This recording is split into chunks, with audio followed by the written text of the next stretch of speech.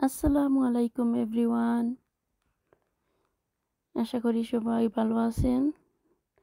এই তো আমি আবারও একটা অ্যানাদার ব্লগ নিয়ে এসে গেলাম আপনাদের মাঝে। আশা করি সবার ভালো লাগবে। পুরো ভিডিওটা দেখতে থাকুন।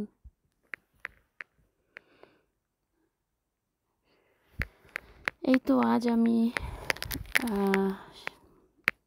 লাইক 3 রকমের সবজি দিয়ে একটা ফিশ কারি রাঁধবো এখন। তো এখানে দেখতে পাচ্ছেন আমি আলুটা ভেজে নিচ্ছি একটু হলুদ পাউডার এন্ড সল্ট দিয়ে।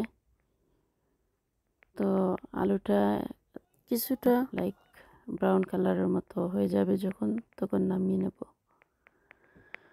তারপরে আমি এখানে কলিফ্লাওয়ার দিয়ে দিয়েছি, ফুলকপি যেটাকে বলে ফুলকপি। এটাকেও কিছুটা হলুদ আর সল্ট দিয়ে নেড়ে চেড়ে একটু ব্রাউন কালার হলেই নামিয়ে নেব। তো এটা আমি মূলত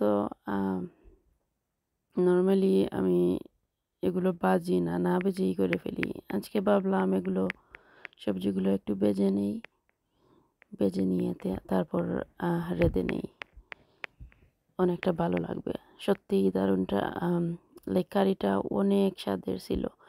ওর শীতকালীন সময়ে ভেজিটেবল সবারই ভালো লাগে, ভেজিটেবল খাওয়া ভালো, আর শীতকালীন সময়ে স্পেশালি অনেক দারুণ লাগে। এভরি টাইপ অফ ভেজিটেবল অনেক মজা লাগে খেতে।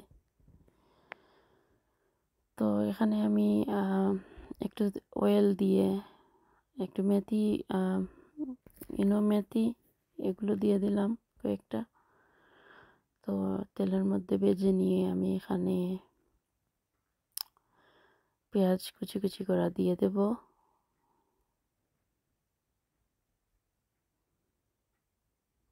তারপর নেড়ে চেড়ে আমি এখন ওয়েট করব পেঁয়াজটা একটু সফট হওয়ার জন্য।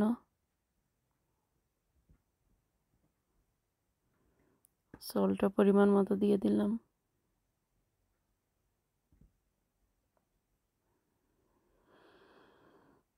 তো আমি আসলে অতটা জানি না কেমন করে লাইক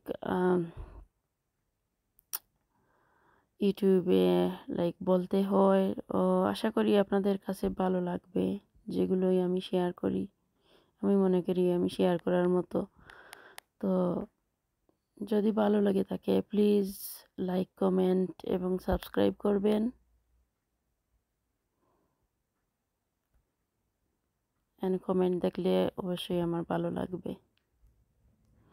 অ্যান্ড আমি 2-3 লাইক যতটা ভিডিও আপলোড করেছি অনেক ভিউ হচ্ছে, লাইক হচ্ছে। যারা যারা লাইক করছেন তাদেরকে অনেক অনেক ভালোবাসা রইল, তাদের প্রতি দোয়া রইল। Thank you everyone. এভাবে ইনশাল্লাহ পাশে থাকবেন। তো এখানে আমি যে মাছ দিয়ে রানবো মিরকা ফিশ, এটাকে বেজে নিয়েছি। এখানে কয়েক টুকরো লাইক কাটা অ্যান্ড ফিশ এখানে বেজে নিয়ে রেখে দেবো আমি ফ্রিজে, লাইক আরেক দিনের জন্য। আমি টমেটো দিয়ে ঠেঙ্গা রেঁধে নেব, তো এগুলো ঠেঙ্গার জন্য।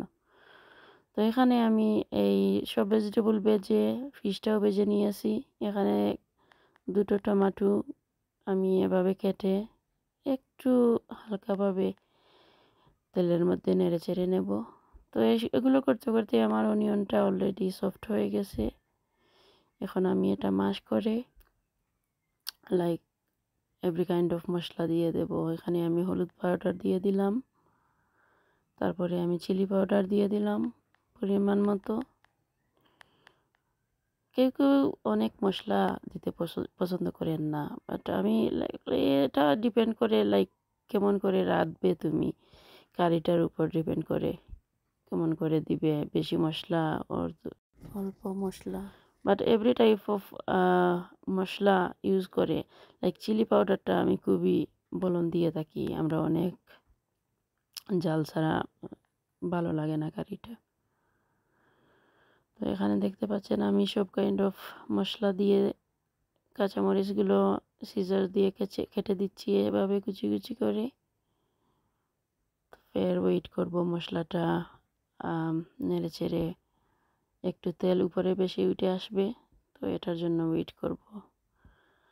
তো দেখতে পাচ্ছেন এখানে মশলাটা আমার কষা হয়ে গেছে।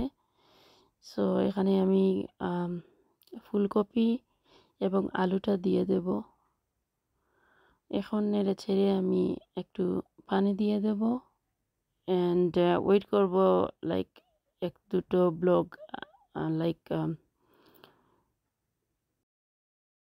উতরাইয়া আইবার লাগি। সো আমার পানি উতরাই গেছে, কেন আমি মাছটা দিয়ে দিলাম। তো আমি আমি একটু নেড়ে গুড়িয়া দিলাইমু, দেন একটা উতরানি আমার পরে বারসাইমু আমি আর একটা উতরানি যেত, দেন আমি এখানে টমেটো আর পাকড় পাতা দিয়ে দেব। তারপরে আরেকটা উতরানি আসার পরে আমি অফ করে দেব। আমার কারিটা হয়ে যাবে। এত বেশি ঝোলও রাখবো না, আবার একদম শুকনোও করে নেব না, মিডিয়াম টাইপের হয়ে যাবে। তো কারিটা আসলেই অনেক মজার ছিল। আশা করি সবার কাছে ভালো লাগবে। ভালো লাগলে শেয়ার, কমেন্ট, সাবস্ক্রাইব করবেন। আল্লাহ হাফিজ, আসসালামু আলাইকুম।